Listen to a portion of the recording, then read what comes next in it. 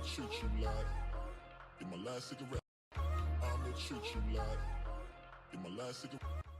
I'ma treat you like in my last cigarette. I'ma treat you like in my last cigarette. I'ma treat you like Hope it don't end in the my last same cigarette. way. About to start another day. I'ma treat you I'ma like treat it, in my last cigarette. baby. About to start another day. Hope it don't end the same way. About to start another day. Hope it don't end the same way. About to start another day. I'ma treat you I'ma like treat it, in my last cigarette. baby. About to start another day. I'ma treat you I'ma treat it, like in my last cigarette. baby. About to start another day. I'ma treat you like Man, what is going on, man? We are back in black in the building. Shout out to everybody out there at the Core Plantation doing what they got to do to survive, in my last cigarette. handling business. In my last cigarette. Man, I got so much, man. It's so much shit going on, man. Motherfuckers like, I seen a thing on the internet. Oh man, about this. I think his name is Christian Black. We gonna get into that. Then you had the Mother's Day thing, which I think is a hustle. So happy Mother's Day to everybody that's out there. I was busy anyway. I had to get shit done, handle business. But anyway, man, shout out to everybody out there. Shout out to my brother Dave for No Compromise.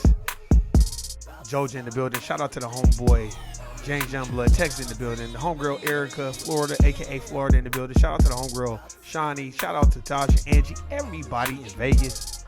Hey, let me tell y'all something about Vegas. Y'all think Vegas is sweet? Go out there and think you finna just buy anything. You better have about $1 million if you want to get you something decent. Vegas is expensive as motherfucker. But anyway, man, we're gonna get into it, man. It's gonna be a real quick one. Let's get it. Man. I know I haven't really been, man, I've been busy, man, handling business, you know, just doing other things. And man, a lot of what I've been doing is I'm like, man, I got to start manifesting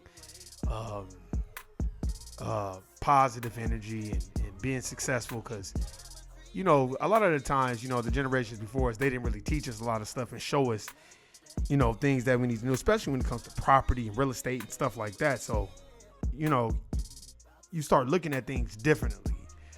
And I just learned that, you know what I mean? I'm still learning like Nelly Fuller Jr. says.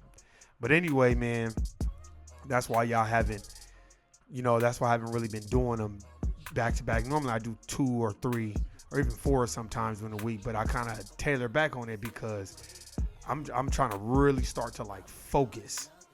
You know what I mean? Because I see a lot of things going on, and this property is near and dear to my heart. Like people buying property, FBA's buying property. It is, man, because all these other racial groups, they come out here and they profit off of what we've built, and we don't even see the fruits of our labor. So, you know what I mean? That's what you see me doing, man. I just, you know, be off in the cut, man. I take a lot of time to just, I gotta really focus. I got a book too. I was looking for it. That's another thing. There's a book called The Power of Focus. It's a really good book, and I gotta get that book and start reading it. You know, just to learn how to focus, channel that energy and focus and magnetize wealth and wanting your family to be wealthy and stuff like that. So, you know what I'm saying? That's what I've been doing. But man, let's talk about our brother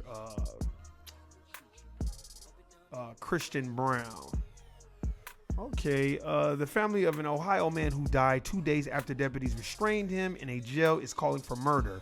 Charges to be filed against the jail employees involved in the incident. Christian Black was arrested and taken into the Montgomery County Jail on March 24th for an alleged incident involving a carjacking hours later. Footage from inside the jail obtained by the family attorney shows the 25-year-old appearing to experience a crisis inside his cell. In the video, at least 10 jail employees are seen preparing outside the cell before entering and attempting to restrain him. Oh, he might have been having a mental episode. I'm drinking this Moringa tea, by the way. I stay drinking teas. So my bad, y'all.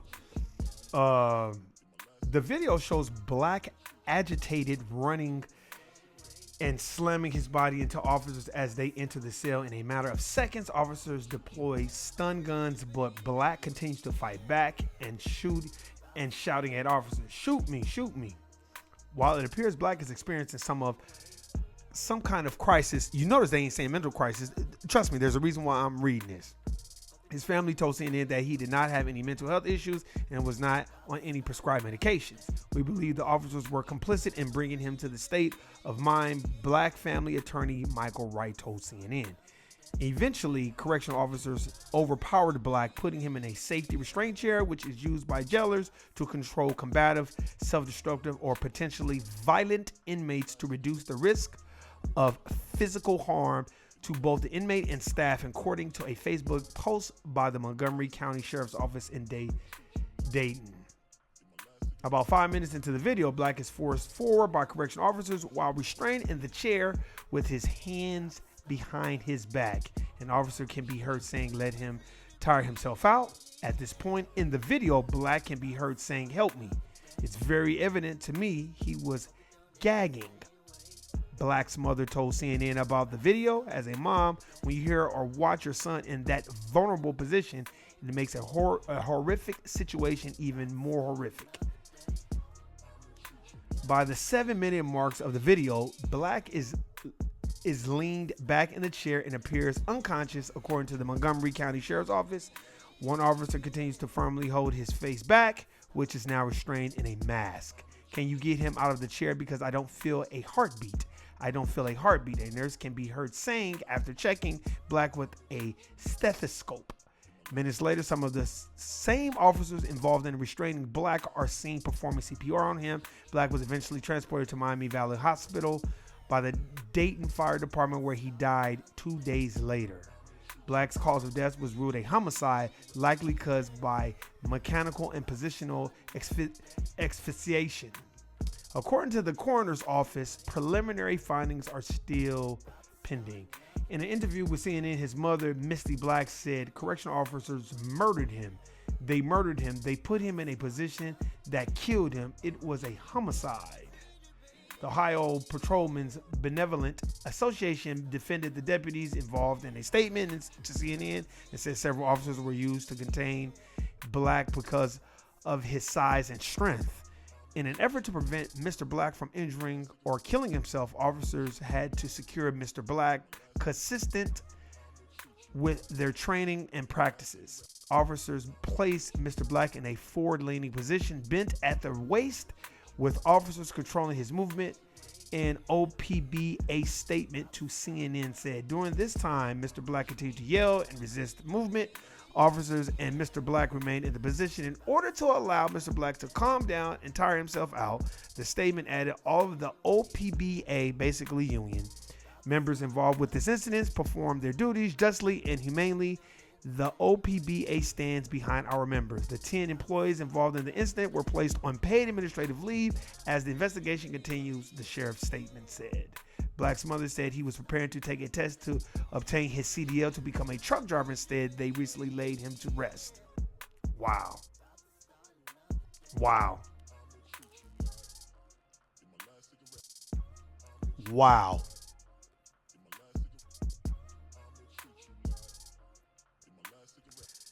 We got to make it home, ladies and gentlemen.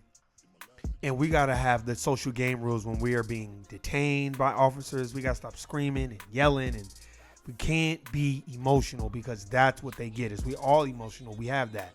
But when it comes to law enforcement, we can't be emotional because they'll kill you in their custody. They will kill you and keep it moving. And that's what I wanted to talk about today because I'm like, let's not get things twisted. No matter who is the president, no matter who's in charge at your core plantation, anti-black racism and racism and white supremacy is still at the forefront of what we need to be replacing that system with a system of justice.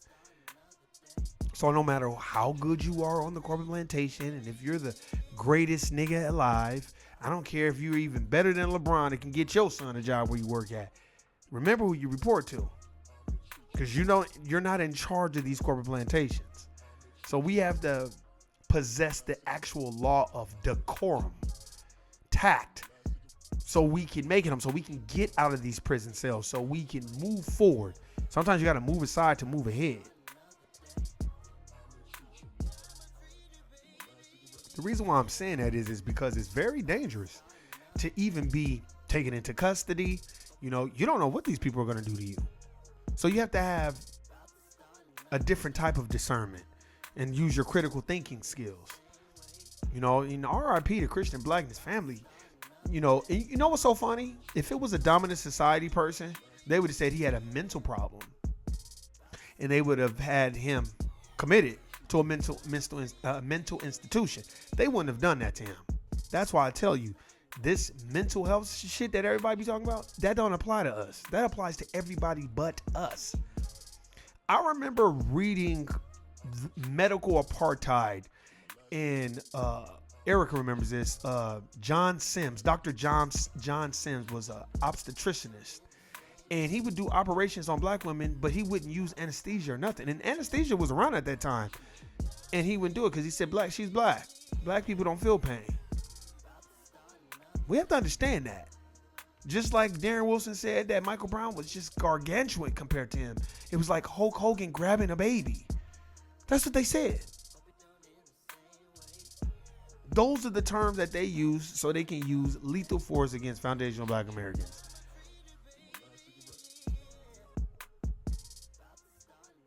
That's why when I go places, anywhere, and I say FBA, you can always tell when it's an FBA because it's just a synergy there. We're going to look at each other. We're going to say, what's up? We're going to do something. But when it's a non-FBA, the energy is off. Because 9 times out of 10, you don't deal with those people. Because they don't want to deal with you because they don't want you around. Start traveling to these other states. I remember when I went to Denver, too. I know I say a lot of immigrants and Africans in Denver as well. And I was just like, what the fuck are they doing out here? And trust me, they didn't like me at all. They didn't look my way. They act like I didn't exist. And I did the same. And we have to understand that there's a threat when it comes to foundational black Americans because we know our worth and we know what we're owed. We have what's called intrinsic value. That's why they have all these immigrants doing the jobs, because the immigrants are going to take pennies to the dollar. When your people have built this country for free without repayment, you're not taking pennies to the dollar. And if you want to go get your degree and move up the corporate ladder and all this other stuff, I never tripped off that. But don't think because you got the corporate plantation passport that you're somehow better than the average FBA, because that's just not how it works. They out here killing us. Don't forget about Sandra Bland. Don't forget about Tatiana Jefferson. Don't forget about these people. Don't forget about Alton Sterling and Mike Brown and Philando Castile.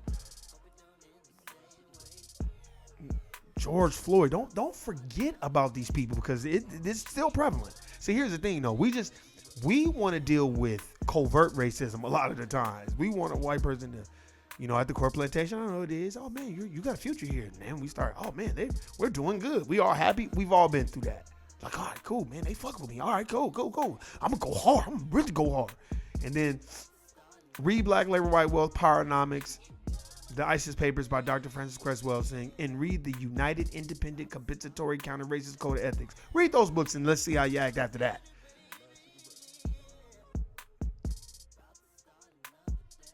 I was telling, I tell people all the time when I talk to them, when I get on the corporate plantation, all that, it isn't like I try to go out and do what I used to do before I read. What I used to do before, seek out the the FBA people, like, oh, yeah, they cool. Now, no, I'm there individually to do what I need to do my 8 and skate. Because after reading Neely Fuller Jr. and talking about the 4-wall effect, no, I don't need to be in nobody's 4-wall effect. That's non-constructive behavior. We need to come up with solutions. Let's embrace solutions and reject the 4-wall effect isms. And we all have a right to complain as far as FBAs because our people's built the country for free. But when we get together, if it's not constructive, all y'all gonna be doing is arguing and fighting. Now, there's healthy debates, healthy. But if you can't keep it healthy and it's always personal and it's always this drama, no. That's how I am. You're like, Warren, why you like that? I'm like that, man, because I just feel like it's we wasting time. You know what I mean? We're wasting time. And this brother, Christian Brown, you know, who was killed in custody, that's seeming like it's the normal. See, they want you to act a fool. See, that would have been a dominant society person. They'd have deemed him mentally insane and sent him to a mental institution. He probably would still be alive. But a black person, nah, ain't nothing wrong with him. I told y'all that. I've been telling y'all that for years. David, James Youngblood, y'all know that. I've been like, hey, that mental health shit don't work for us. Y'all niggas better stop that shit. Oh, I need to get therapy. Okay, act a fool in front of law enforcement and see how much therapy you're gonna get then. Guilty, nigga. I'm done. Peace. About to start another day. I'ma treat you